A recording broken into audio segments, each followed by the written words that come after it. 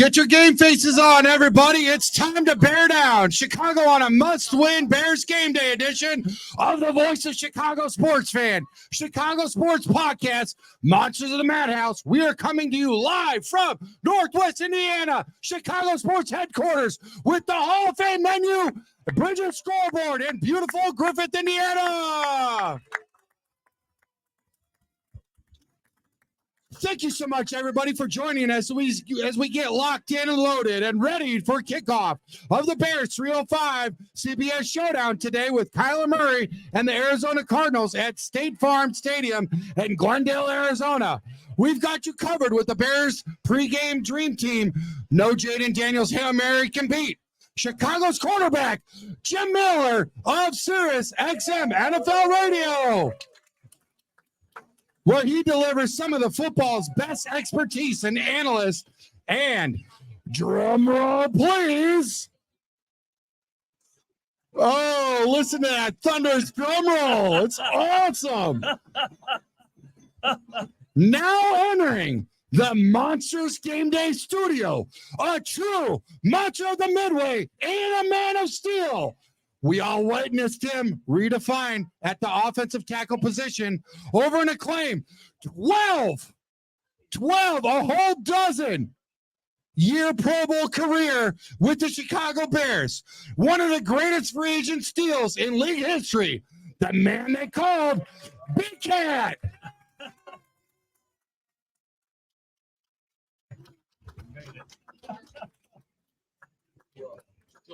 Big Cat paved the way.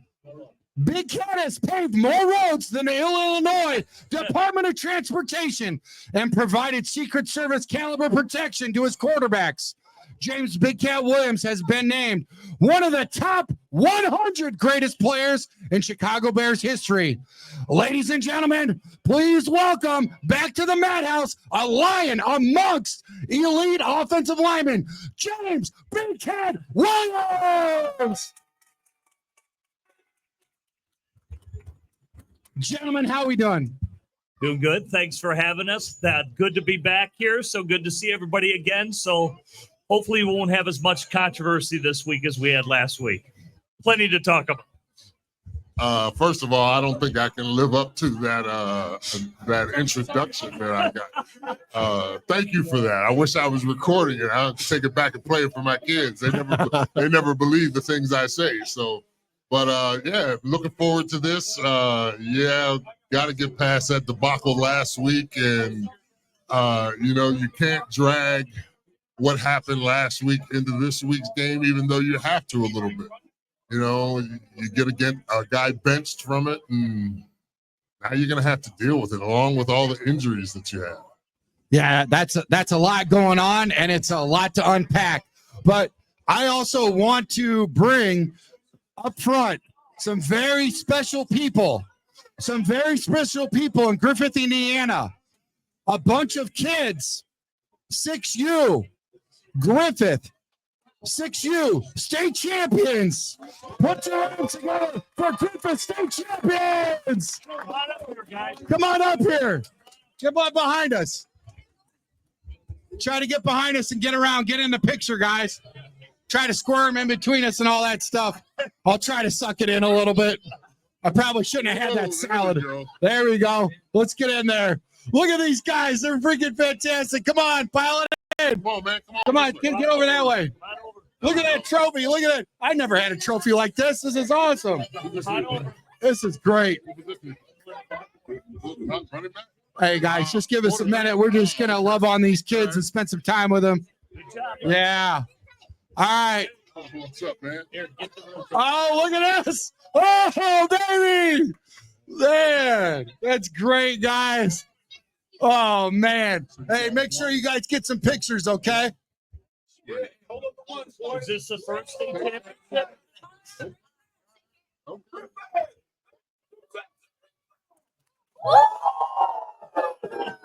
I'm going to send that to Ric Flair. That was freaking fantastic. Good job. Good job, kids. Good job. Everybody out there in YouTube land, Facebook, Spotify, give them a round of applause at home. That's awesome. Who's going to carry that? You already got one on you, buddy. What's up, man? How are you? High five, number 5. Good job, guys. Good job. Good job. Good job. That was awesome, man. That was so cool. If you're not already with us, friends, what are you waiting for? Get on over to Bridges and get in on Chicagoland's best Bears game day party. We're giving away a 55-inch high-def television, Bears television, and Jim and Big Cat will be signing autographs and positioning and posing for pictures all afternoon. And Bridges has got you covered with a Hall of Fame game day food spread, complete with the coldest beer in Chicagoland. All right, so let's get into the Bear game essentials. The Bears are 4-3. Arizona's 4-4. Cardinals by 1.5. The over/under is 44.5. Bears lead all time 58-29.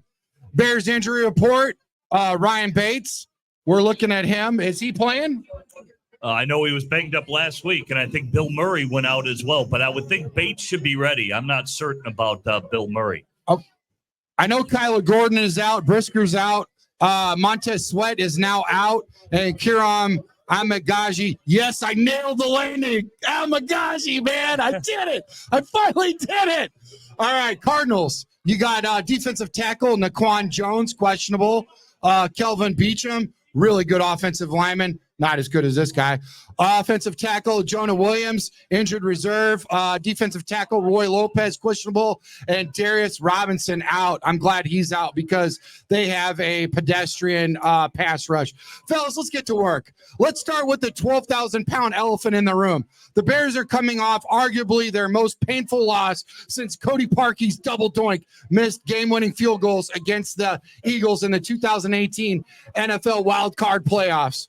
You both can write books on how to put heartbreaking losses in the rear view. How do the Bears respond from such a disheartening loss? Well, I'll start with what Big Cat mentioned. I think you got to get past last week. The coach has to address the elephant that's in the room, and guys have to do their job when they're called upon to do their job. So they've dealt with that. It is conduct detrimental. They can bench him. They can fine him. They can do a lot of things to send a message. But at the end of the day, they have to get past that to focus on the task at hand, and that's the Arizona Cardinals. I do think it's difficult for Coach Eberflus, and this is where I'll pass it to Big Cat, because there were a lot of veterans that came out and criticized the coaches. It wasn't just the Hail Mary play. It was the plays before leading up to that play. And I think first Matt has to address that with the veterans. Yeah, I think that's an interesting dynamic in the sense that, you and I have both been in locker rooms the majority of our lives. And one of the big things in a locker room is keep things in the locker room. So when you have players on your leadership committee coming out and saying things to the press that usually are handled in-house, that makes me a little nervous as a former player. That makes me want to question some of the things that are going on over there. So, I mean, this is big. I mean, we're not talking about they haven't won a Sunday afternoon game since Eberflus has been here, but this is a big game all around for the players, for the coaches. Like you said, you got Sweat out, you got Gordon out, you got so many people out. It's nuts. Yeah, absolutely, man. There's a lot of people out. I want to add to that because everybody's kind of calling this team out, right? They're calling out the coaches. Yeah. They're calling out the players. They're calling out the discipline. They have always played hard for Coach Eberflus. And as Big Cat just pointed out, this is the first time where you see kind of cracks in the armor here where players are questioning things. And so I think normally the resolve is when you're a highly competitive person, normally pro athletes they normally respond. And they normally respond in a positive fashion, especially when we call them out. So I expect the Bears to respond this weekend, even with all the injuries.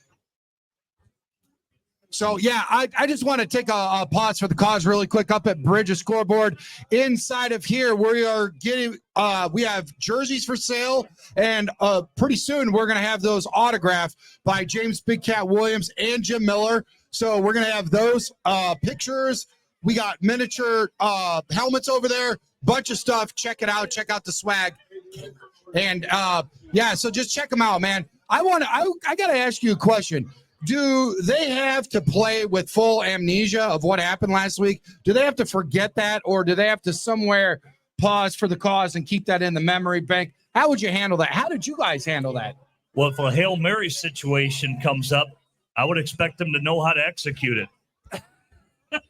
That might be asking too much, though, right? I mean, we kind of figure. I mean, that's one of those things you just kind of assume.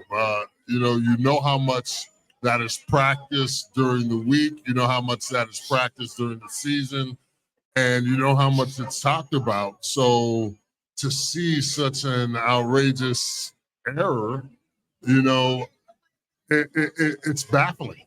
So I don't know how I mean, there are so many things that you need to forget about that happened last week.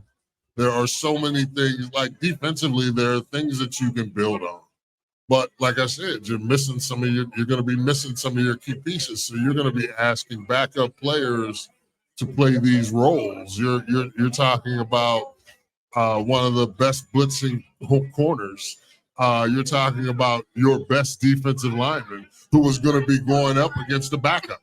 I can only imagine how that backup for Arizona feels right now. That's got to be a weight lifted off of his shoulders. What? I don't have to deal with sweat today? So, I mean, there are a lot of things that they have to just totally wipe out of their memory banks from last week. But there are some things that they've got to carry into this game with them. At the end of the day, you got to get back in your routine. You got to get locked, loaded. What's the game plan offensively? What's the game plan defensively? What's the game plan special teams wise? And then when the lights come on, it's your responsibility as a player to be ready to play. And every one of them has got to be ready to play. With the injuries, guys that are out, I say it all the time. Grab an oar and start rowing, because everybody's got to row and carry their weight.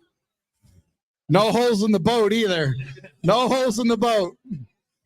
The only time that a ship will go down is if the water comes inside the boat, not from inside out. Not to relive the pain, fellas, but who deserves the brunt of the play for the Bears' defensive collapse of Jaden Daniels' game-winning 52-yard Hail Mary touchdown pass to Noah Brown last week? I didn't even know Noah Brown was a player until last week. Yeah. Well, first off, I know obviously Matt Eberflus took a lot of heat because he said it comes down, if we execute the last play, we win. And that's coach speak, because that's true. Technically, it's true. If they executed the last play, they would have won. But it's all the plays that lead up to that last play.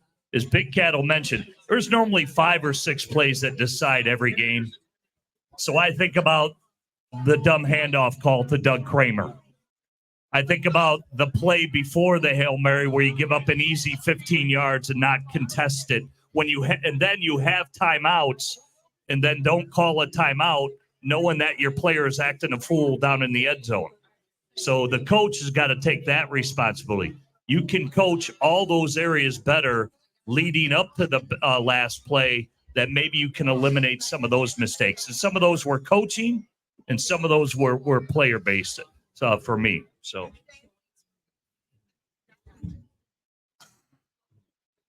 I agree with you in the sense that players have to perform their duties. You cannot be out there interacting with the crowd when the game's not over.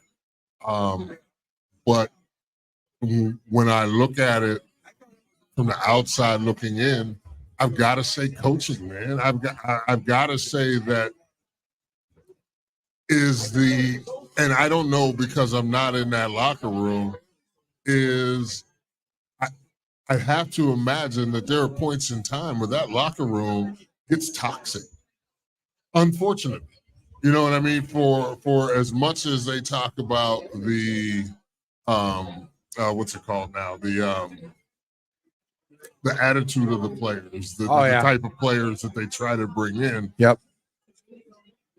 You don't have errors like that.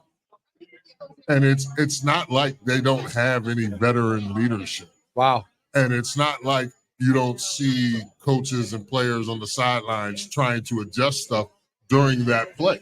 And like Jim said, you have 3 timeouts in your pocket. Yeah. You see something's wrong, call the timeout. But is that also the hazard of a head coach being the defensive coordinator at that point in time where there are just so many things going on?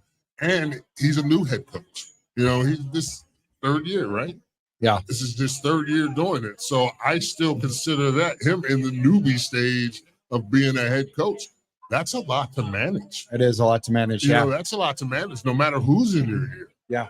So, I mean, unfortunately, yeah, I have to put it on coaching.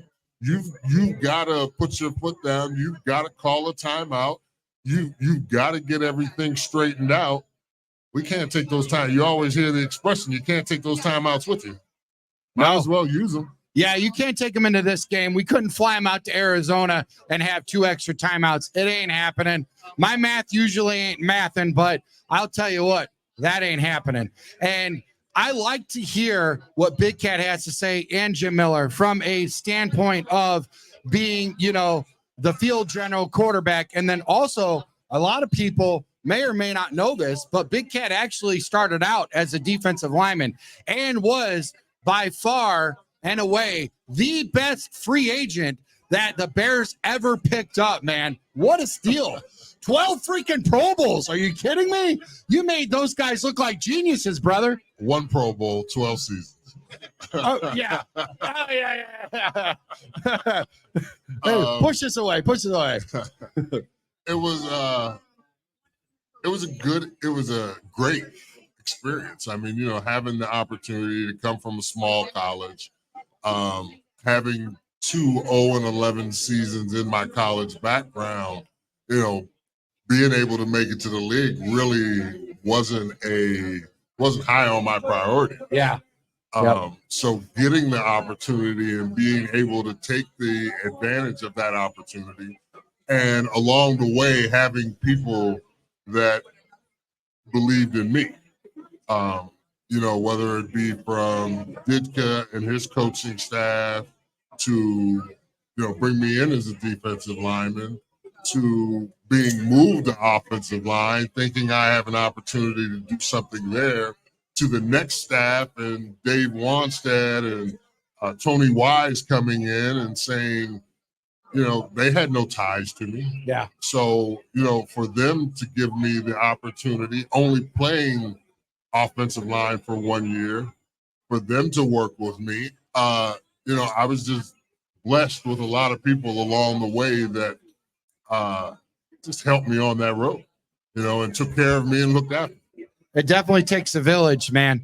What was Matt Eberflus' message, Jim, to his team this week besides the obvious play through the whistle? Well, yeah, I mean, they've got to cover that play. Mentally, as Big Cat mentioned, they have to move on from that play. So they address that probably the next day. Again, you have to turn the page. Nobody's feeling sorry, especially the Arizona Cardinals. They're not feeling sorry for the Chicago Bears and how they lost and what their mental state of mind is. Okay? They're focused on beating the Bears. So the Bears have to turn their page. They're going to do their base offense on Wednesday. They're going to do their blitz install on Thursday, get their goal line, red zone area on Friday, and then they're going to talk through all those specialty plays that we've talked about on Saturday. Get on a plane, fly out to Arizona, and everybody, after what happened last week, are probably going to pay a little bit more attention to the details, the coaching points, the flags like when we can plays or audibles, maybe emphasize a little bit more so that everybody's on the same page, so that you're not making those mistakes that were made last week that cost you. Trust me, I guarantee you, as a player, a coach, and everybody in that organization, after what happened last week was probably kind of a nuclear bomb that went off to pay attention to the details. Definitely. Football is a detail-oriented game. You have 11 guys out there that have to be on the same page in order to get things done. So when you have one or two guys that aren't paying attention or aren't doing what they're supposed to be doing, it's detrimental to everybody. And everybody understands that. Everybody realizes it. I thought one of the most interesting things that I think it was DJ Moore said, respect the game. Respect the game. If you talk about how much love you have for all those guys in the locker room, well, you show me that love by doing what you're supposed to do on whether it be a particular play or that particular game. It's interesting because a night before the game, you normally go through your script. And when you go through the script, it has basically your top 15 plays. And let's say in these plays you have audibles, you have kill plays, can plays, where you go from maybe one run to a different run or a run to a pass. And Big Cat will tell you, we were in a meeting once out in San Francisco where you have this call-out meeting or the night before a game, and the coach goes through, all right, third play, we're running this kill play. And the player got it wrong. Okay, the player got it wrong. And you can hear the room get a little unsettled, all the offensive players. Then the next play's an audible. He got that play wrong. And then there's like 4 others in a row he got wrong. And all of a sudden you can feel the demeanor of the room just deflate. Like where guys are looking around like, we've got no shot tomorrow. We've got no shot. Okay? Guess what? We didn't get across the 50 that day. We did not get across the 50-yard line. So the coach in this meeting out in Arizona, they need to have these call-outs. And maybe those call-outs may include special situations like Hail Marys or 4-minute drill where, hey, what's the rule here, guys, in the 4-minute drill? Stay in bounds. What's the rule in Hail Mary? Bat it down. All the things. And they'll have to have those call-outs. And if players aren't paying attention, because that's what these are now. They're walkthroughs. They're not out there practicing Hail Marys. Yeah, they talk through it. But they're worried about somebody rolling an ankle or blowing out an ACL. So you don't practice that play. You just walk through it. And you talk through it. But you better know it, even though you're not practicing it full speed. Ladies and gentlemen, we got over 200 in the chat in YouTube. Make sure you like and subscribe. Y'all know what to do. Give us a 5-star review. Also, why aren't you down here? We have over 200 people here, but I could tell you right now, we can go elbow to elbow. We will find room. They're giving away everything that is not nailed down to the floor. 55-inch television, all kinds of goodies. Show up and show out. And let's rock this house for Griffith, Indiana, and the Chicago Bears. Kickoff 3:05. Let's go. Let's turn it back to Big Cat really quick. Big Cat, the Arizona offensive line has been reborn this year and is giving Kyler Murray a lot of time. Solid protection and keeping him upright. He hasn't surrendered a sack in 3 consecutive games. That's fantastic. Is this the secret to Murray's reemergence this season as one of the NFL elite QBs? He has 11 touchdowns against just 3 interceptions. See, I'm not sure how good the Arizona offensive line is. I think when you talk about Kyler Murray's resurgence, I think you're talking about him doing the little things that he needs to do to stay live. You watch some of their games and some of the things he's able to get himself out of to get a move around in the pocket and still keep his eyes downfield and find those receivers. I think that's a lot more on him is it more of a testament to him than it is a testament to that offensive line. Because, you're talking about for the last 2 weeks, they've been playing with a backup left guard and right tackle. Wow. So there are pieces along that line that are missing. Now they have a standout left tackle that is, he's going to be great. He's going to be good. He's going to be great. But I think it is something about Kyler Murray, and Jim could speak to this more than I could. Yeah, that is making his season better. Yeah. Love the left tackle. That Paris Johnson's a player. Kelvin Beachum, who you mentioned earlier. yeah. Kyler Murray was when he was with Cliff Kingsbury, and Cliff had a past with him. He was probably a little immature at the time, and that's what Kelvin Beachum talked about. But if you watch Kyler Murray play this year, I'm with Big Cat. You just see a much more mature, calm, in control, in command player that has come a long way. And he's healthy. All right, his first couple years in the league, because he's not the biggest guy now. I think we know that. He's a fantastic athlete, obviously drafted for pro baseball. He's got an incredible arm, can run like a deer. But he tore his ACL. He had the shoulder injury is late his first year. His third year, he did guide the Cardinals to the playoffs. People forget that. And luckily here this offseason, they signed, or 2 off seasons ago, they signed James Conner, and now he's got a run game to boot. So big fan of where he's at. They've still got a ways to go as a team because they basically gutted the whole team to get all new schemes offensively and defensively under Jonathan Gannon. It's going to take time, but Kyler has really settled in. Any relation to Rich? No. Okay. Jim, where will Murray and the Cardinals give the most trouble as far as offense to the Bears defense today? It's him. And I think without Montez Sweat's a good contained player.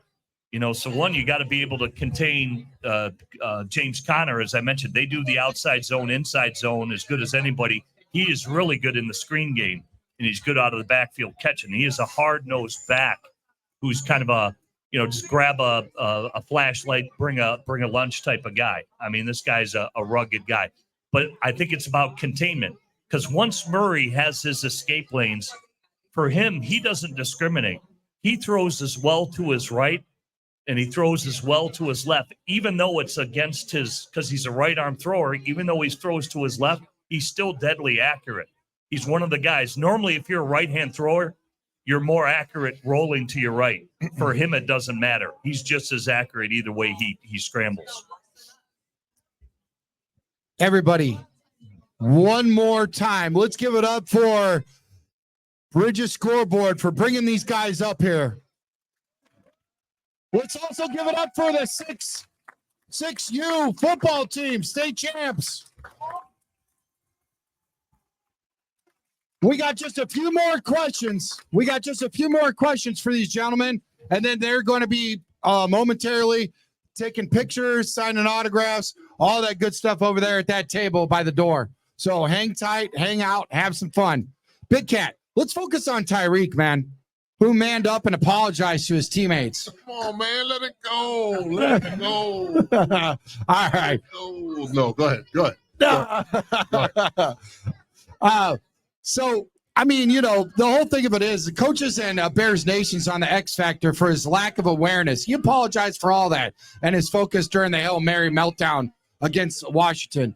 We all know the kid is a playmaker and a keeper.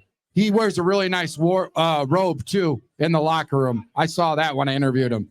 He has 35 tackles and a pick 6 on the year. That's pretty awesome. 35 tackles. I like that pick 6, too. Let's get some more up, and we would be having a little bit more if he was starting. Coach Matt Eberflus has announced today that Tyreek will not start as punishment for losing focus in that game and that moment of truth. Is Stevenson going to come back from this and be better coverage man, and he's going to have his head in the game? Is this a statement game for him? And also, to that point, remember Anthony Richardson benched himself. Is it possible that coaches can bench themselves too? Because I don't think this should have happened, bro. Yeah, there was a lot. There was a lot in there. I think, like we said earlier, that whole situation has to be something that not only Tyreek gets past, but everybody gets past. They've got to move. They've got to be able to move on from it. Otherwise, like we said, it could affect them versus Arizona. It could affect them versus New England, who's up next, before they get into the meat of the season and all the conference games. I don't know if a situation like that makes a player a better player. I don't know what he's like in the locker room. I don't know what he's like at practice. You don't know if, everybody in the locker room, all the coaches are going to tell you that, he's the model citizen. But only the people that are there every day at practice and, going through the other things with him knows what type of person he is. Is he the type of person that can bounce back from this, has a little more focus, has a little more, knowledge of what's going on around it, because you're not only talking about the Hail Mary play, you're talking about the poking a guy in the face and getting a 15-yard penalty. These things add up, and these things are reasons why teams lose.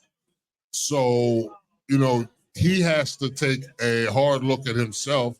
They have to take a hard look at him and to determine whether or not a guy with his production is valuable enough to keep working with, and you always hear it as far as, well, a player, a back that gives you 1,500 yards a season and is a little bit of a problem is dealt with as such.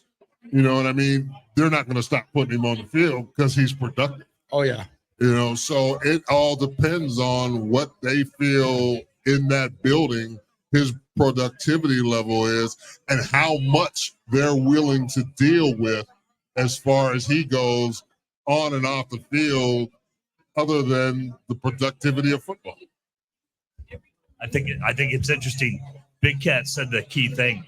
It all adds up, right? He's already got a couple of things in his past, and it's what's going to be tolerated. Because at the end of the day, a team's going to ask themselves this question. I just lost with you. I can lose without you. Okay?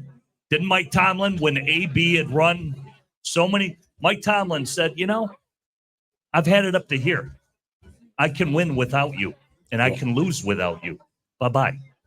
That's ultimately what will happen. It's up to Tyreek. We'll see how he responds. I think it's going to be in a positive manner.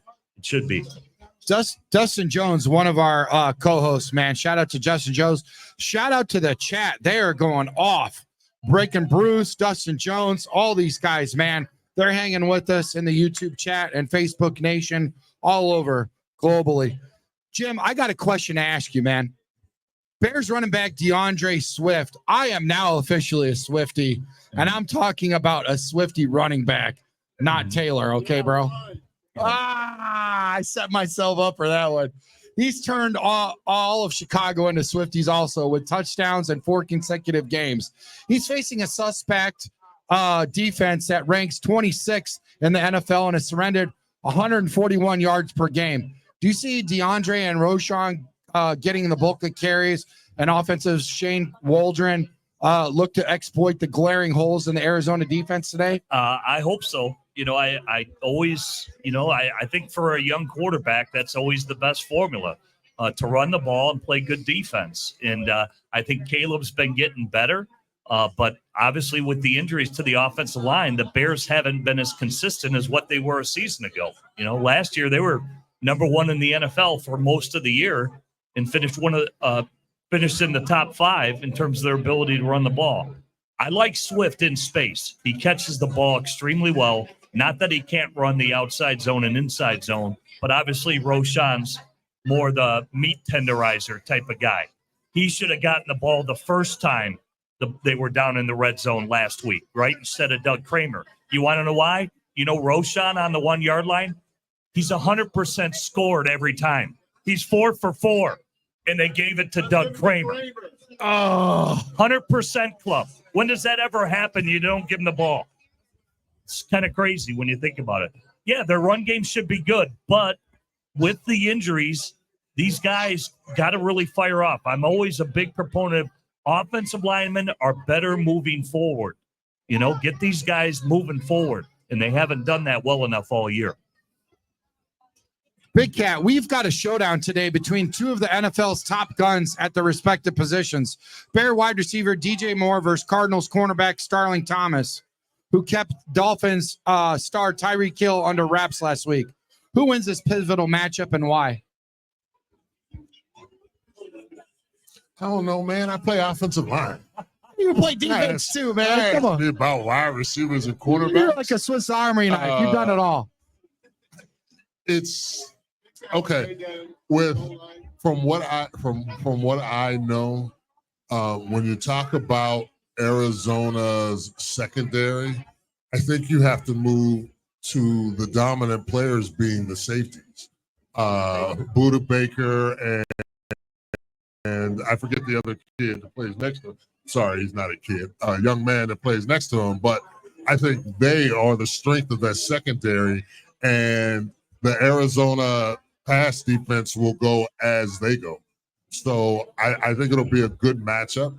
I think it'll also depend on what do the Bears choose to do with Moore. Can you put him in motion? Can you mess up some of the looks that the Cardinals defense is expecting to see and give them something different? They talked about last week the whole self-scout thing. So this is where those self-scout moments during the bye week really come into effect with can you put him, will they put him in the slot? Will they put him in motion?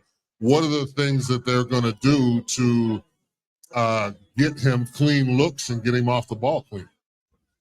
Yeah, I think that is going to be key. But, I got a question for Miller. It is Miller time, Jim Miller. Miller time, Bears bottom line. What are your stone cold lead pipe locks on who wins today's game and why? I think the Bears should win this game because, like I said, when you call out highly competitive athletes, they normally respond. And James and I were part of a team that kind of got called out one time, and we responded in kind up in Green Bay. The whole city was coming down, and this was over the passing of Walter Payton. And I'll never forget, we had a service at Soldier Field, old Soldier Field. Remember Dan Hampton and all the guys? They were like, guys, don't even get on the bus and come back if you don't get a win. I remember I was like, these guys are calling us out, man. They're calling us out. This team has been called out this week in a bad way, and I expect them to respond. They got to run the football. Obviously, Caleb's got to be smart. Caleb's got to have his best game. Their secondary, I agree with Big Cat. Their safeties are really good. Thompson's the other one who's a good player. But the Bears should have matchups on the outside. So run the ball, one-on-ones, and then defense, you got to corral Kyler Murray and stop James Conner. That's, to me, the game plan. That Stone Cold Pipe Lock is brought to you by Bridges, and they're having a Steal the Chalice event today. Purchase a pint of Stella Ortiz and receive an engraved chalice for free. See Dwayne from Anheuser-Busch. He's up here. Shout out to Dwayne. Gentlemen, before we head to the game, it's hard to believe, but it's been years, a quarter century since we said goodbye to the greatest Bear and football player of all time in Walter Payton. As we all know, the good Lord doesn't make football players like sweetness anymore. For you, what was the secret to Walter's greatness? Well, I just think, for me, I just remember growing up as a kid. That's the whole reason I had kangaroo shoes. I mean, I wore kangaroos because that's what Walter Payton, I thought it was going to make me faster. Thought it was going to make me jump over the goal line higher. And then they quickly put me a quarterback. And that's all. But Walter, just his toughness, obviously running the hill, his dedication, his discipline, everything he stood for as a player, that's who you wanted to be. And you tried to model yourself like him And that's why I told my mom, I need those roos. Can we get those roos? I think Jim summed it all up. I mean, you saw a player like that in all reality, as kids, yes, that's all we thought about was I can put those rules on and I can be just like him. But the reality of it was that he put in so much work. You know, he worked at his craft. He embodied how football was supposed to be played, in my opinion. And you know, you're talking to a kid now that grew up in Pittsburgh, so I was all about the steel curtain and you know that entire area. So for somebody like Walter Payton to be high up on my list, it was definitely because of the things that you saw him do, the unbelievable way that he played the game and how much fun he had playing it. You know, he was a guy that treated the game like a game, but respected the hell out of it. So, Well, I wasn't as deep as that. I tried to eat the Wheaties, and obviously the Wheaties that I ate, it really didn't do as much for me as it did for him. Secondly, I tried to wear that headband, and I looked like a stooge, so I had to give that up. But, hey, one last thing I want to say about this Stella Ortiz chalet. I'm probably saying that word wrong. I'm not no Vanna White. But it says Chicago Bears on it. It's really cool, guys. It'd be a lot cooler if it was filled. Anyways, I got one more question for you guys before we head out. What do you guys think the overall win is going to be today as far as the score? Who's going to win? Who's going to lose? Can you guys give us an exact number and who's going to be the player of the game? that's hard, man, because prior to hearing the injury report, I had the Bears winning by a touchdown. And after listening to the Bears report, I don't know what the heck I'm going to do now.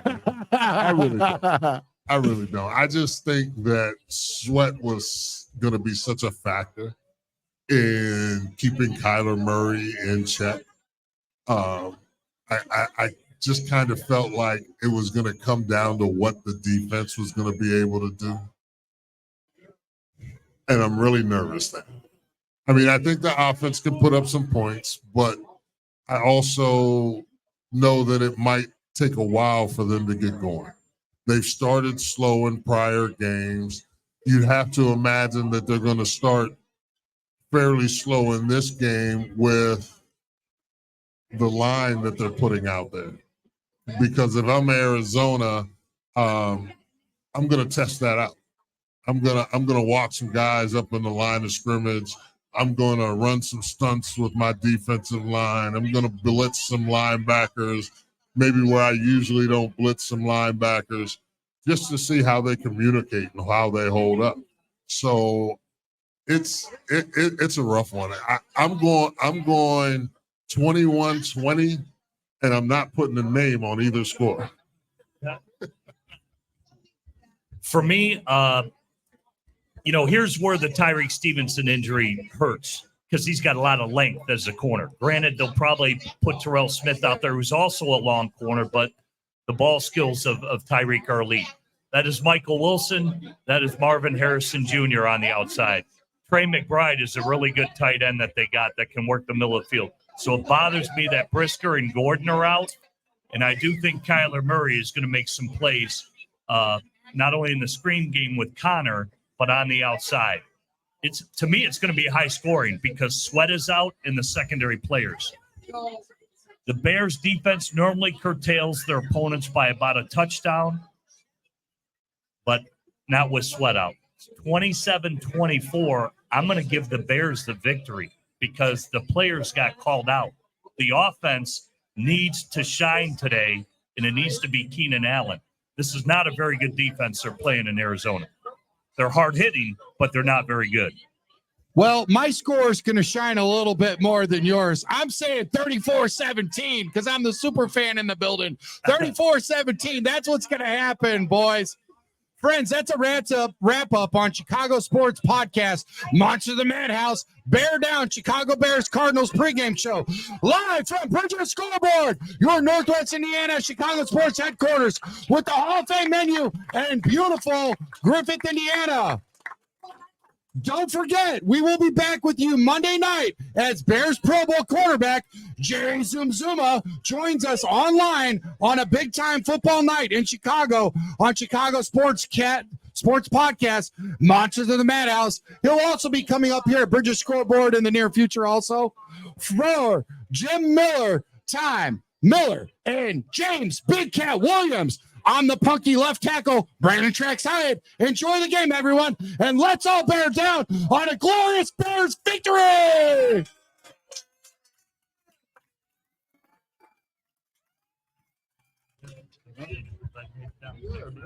Good to see you. Annie and Sophia.